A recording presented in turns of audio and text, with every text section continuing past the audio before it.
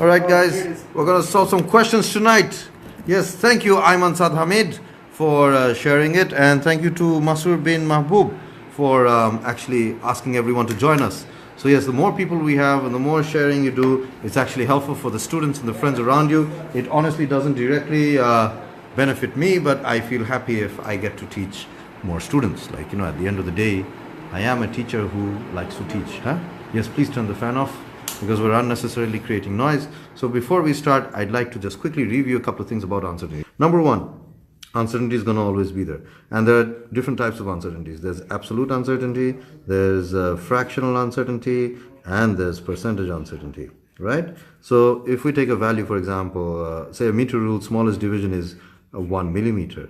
So if we're measuring the length of a string, for example, you have an uncertainty of 1 millimeter here, and you'll have another uncertainty at this end, which is another 1 millimeter uncertainty. So these two together will give you an uncertainty of 2 millimeters. However, there's a different opinion that you could say that because I can at least take the measurement to half a small reading, that means I can read this up to 0.5 millimeters. So, for example, the length here is 10.1 and here it's 2.5. So what's the difference between 10.1 and 2.5, Kashfia? Can you tell us, please? I'm not supposed to be here. Why are you asking me questions? Oh, Miss Unknown Person with unknown name. Could you tell me the difference between these two values? No, I said not. Okay, it's supposed to be how much? 7 point... Come on, Maksud, can you tell me the difference between 10.1 and 2.5? That's 7.6. Yeah, that's right. 7.6 centimeters. But we know it's not exactly 7.6 centimeters, so we give a little bit at two ends. So what is it going to be? 7.6 plus minus 0.2 centimeters, right? So that's just an example of showing uncertainty. So absolute uncertainty would be this, the 0.2. Fractional uncertainty would be the 0.2 divided by 7.6. This, by the way, has no unit, so we can't use it in its raw form. We have to put it to some sort of use, del x by x. And percentage uncertainty is basically fractional uncertainty into 100%. So that's how we use these. And I'll just quickly write down the formulas that we're supposed to use. X plus y plus minus del x plus del y. Addition. Subtraction को लिखे हुए x minus y plus minus del x plus del y. Multiplication को लिखे हुए x into y plus minus, you add their fractional uncertainties. Del x by x plus del y by y into xy. And division को लिखे हुए x divided by y plus minus del x by x plus del y by y into x divided by y. Alright guys, so these are the basic formulas. You need to follow these whenever you answer stuff. So we have a bunch of MCQs. Guys, you know the drill. Let's get to it. Alright, first question. Whoever gets this right gets a free chocolate. Right? Quantity x is to be determined from the equation x is equal to p minus q. P is measured to be 1.27 plus minus 0.202 and q is measured 0.83 plus minus 0.01. What is the percent uncertainty in x to 1/6? So number one, p minus q. So it's going to be 1.27 minus 0.83, right? That's the value of x. And plus minus, you add the absolute uncertainties all the time. So it's going to be 0.02 plus 0.01. So it's basically 0.03. So what is that going to come to? 1.27. What are you doing, guys? What? So 1.27 minus 0.83 is this 0.44, and basically your uncertainty is 0.03. So 0.03 divided by the answer is going to be basically this. So this is basically what? If you multiply this with 100%, it's going to be 6.8%, and if you get 6.8%, basically your answer is D. Good job, guys. Good job. Someone gave a wrong answer, but it's all right. It's all right. You can still study. So I'll just do this one step again for those of you who are still confused. 0.03 divided by this value, 1.27 minus 0.83, 1.27 minus 0.83, and then you multiply this whole thing with 100%. That is your answer. All right, let's move on to the next one. Diagram shows an experiment to measure the speed of a small ball falling through a constant speed through a liquid clear glass tube. So basically we have 1.5 seconds here, 3.5 seconds here, 115 millimeters, 385 millimeters. All right, so here's the question. There are two marks on the tube. The top mark is position 115 plus minus 0.1. What are you doing? Are you making paper plane? No, I'm trying to make a fan. You're making fan. How? Okay. So 115 plus minus 1. So that's basically this, plus minus 1 millimeter. and 385 plus minus 1 millimeter, so plus minus 1 millimeter. And then moving on from there, we get the constant speed of the ball is calculated by 385 minus 115 divided by 3.850 minus 1.50. Fair enough. The time also has two uncertainties, 0.02 and 0.02. So you're going to have 0.02 here, plus minus 0.02, and plus minus 0.02 here, right? Which expression calculates the fractional uncertainty of the value of the speed? So speed is basically distance by time, which is basically this, right? So you get 135 millimeters per second. However, you need to know the fractional uncertainties of all the values and add them. So you have a subtraction here. So what's going to happen is basically you have an uncertainty of 1 millimeter and 1 millimeter. So it's going to be 2 divided by 270. So that's the percentage uncertainty in the distance, 2 divided by 270. Plus the fractional uncertainty in the time, which is 0.02 plus 0.02, which is 0.04, divided by the time itself, which is 2.00. So putting all of this together, we get, which one is our answer? 2 divided by 270 plus 0.04, blah, blah, blah, blah, blah. So our answer is A. That's right, that's right. Good job, guys, good job. Let's move on. So let's look at this. The diagram shows part of the thermometer. Oh, wow, someone's already given the answer to this. This is crazy, man. These guys are like geniuses. I'm unsure. I'm on.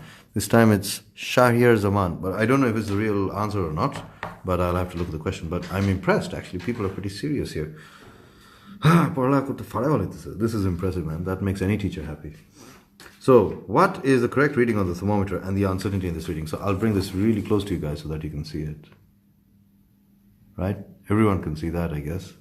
So, that reading is around 24. No doubts there, right? Guys, do you guys agree? Isn't that 24? 24. So, it's going to be 24.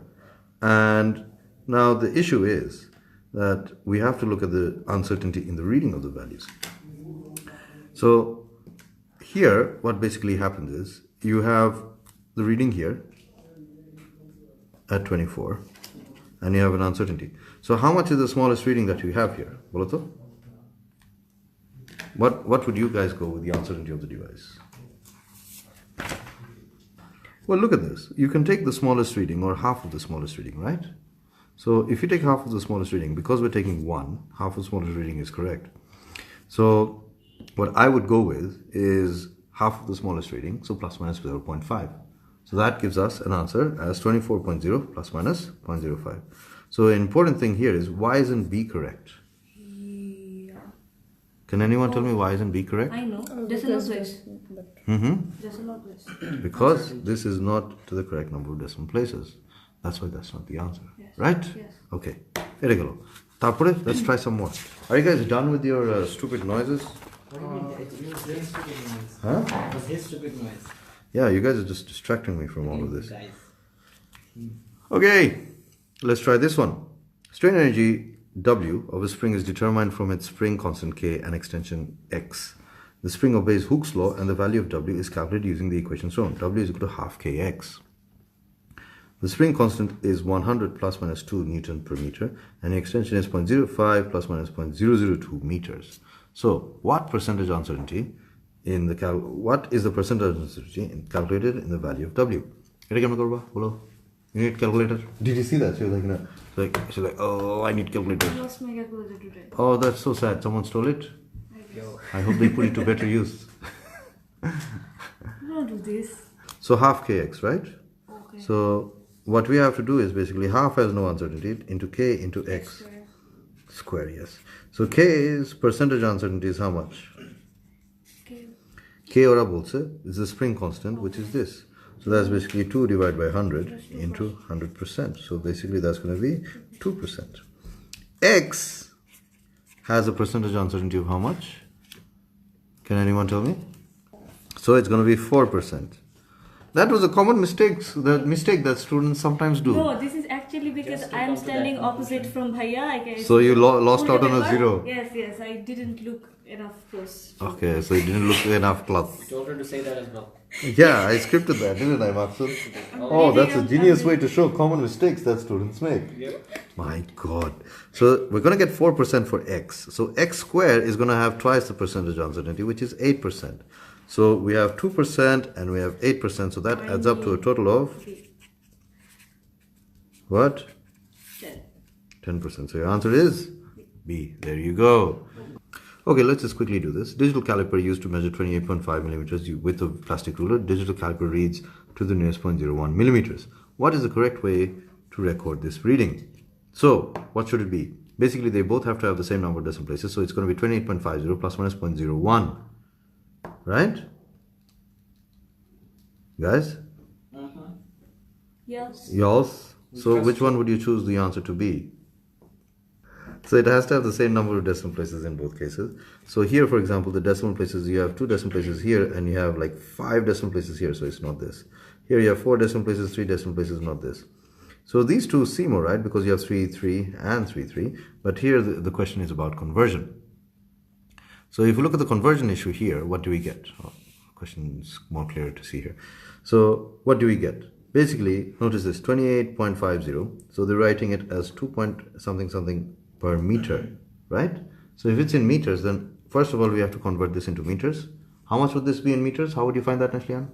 Into 10 to the power minus 3. Yeah, basically divided by 1000. Yeah, so it's going to be 0.02850 meters. Right? Okay, so now they've written it as 0.28. So basically, how many jumps? We have 2 jumps. So it's going to be 10 to the power minus 2. So your answer is going to be C. There we go. Good job. Alright then guys, let's move on. Let's go to another question now. The uncertainty in the value of the momentum of a trolley passing between 2 points x and y varies with the choice of the measuring devices. Measurements for the same trolley made by different instruments were recorded. So they're going to ask about different ways of answering this, right? So distance between x and y using a meter rule division is 0.55.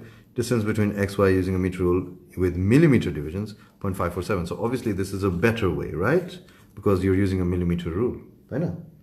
Alright. Number 3. Timings using a wristwatch measuring to the nearest 0.5 seconds, 1 second. So y is 0.4.5. Timings using light gates, obviously that's better. Nearest 0.1 seconds, blah, blah, blah, 4.3 seconds. So this is a better method between the two. And moving on. Mass of a trolley using a balance measuring to the nearest gram, 6.4, blah, blah, blah. Mass of a trolley nearest 10 grams, 6 times 10 power 2. So this is the better method.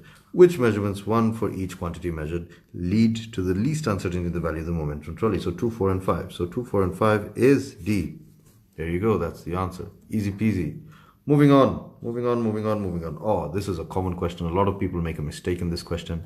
What I'll do is I'm going to hide the year, The Young modulus of a material of wire is to be found. The Young modulus E is given by the equation this. E is equal to 4FL divided by pi d squared x. The wire is extended by a known force and following measurements are made. Which measurement has the largest effect on the uncertainty value of the calculated Young modulus? So, how do we do this? Oh my god, 11:05 beje geche. Damn. 8 time. Huh? 8 times. 8 time, yes, 8 time. This is going to be the last question. So we basically need to find out the percentage uncertainty of each of them and see how much they are affected by. A very important factor that you must notice here is this is d square, and because this is d square, the percentage uncertainty of the diameter of the wire, you have to multiply it with 2 because it's d square. And then you're going to find the answers. So if we use a calculator, we can find these values. Yes, Nashlian's calculator. No, it's not my computer. Uh-huh. What? 0.002.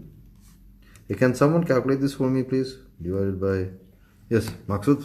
Thank you. What? I mean, you have the calculator. I just come on. Oh, forget it. He's so slow. 0.002. Hey, calculator, eto kharab ken? It was yours. So this is 0.098%. So this is 3.7%. Is the percentage uncertainty of D. So if you multiply this with 2, this comes in at 7.4%. Because D squared, right? And then we're just going to quickly do the other two. We've obviously figured out that that's a pretty large uncertainty. Let's see the other values. 19.62, which is equal to this. So that's going to be approximately, did I write that correctly? Into 100. So that's 0.05. 1, and one more value is going to be 0.2 divided by 3.85, right? So the largest percentage uncertainty is for D square. So basically it's going to be diameter D. Answer is B. There we go. That's how we do these answers. Easy peasy, straightforward, really easy to do. Not much of a complication. And yeah. All right then guys, we're done with the AS stuff. Time to move into A2. It's 11:10 almost. And we're running out of time.